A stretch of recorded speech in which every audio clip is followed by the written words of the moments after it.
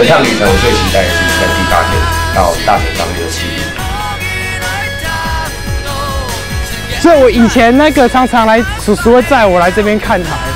可是我都不晓得原来就是这么在这边。旅程是最后一天了，但是后面的的确必须去实践的理想，更漫长、更艰辛。参加完这一趟之后，会有这样的感触啊，就是说有些事情在这块土地上正在发生，一旦你去参与了，然后去做些改变，你会觉得有一种很开心的感觉。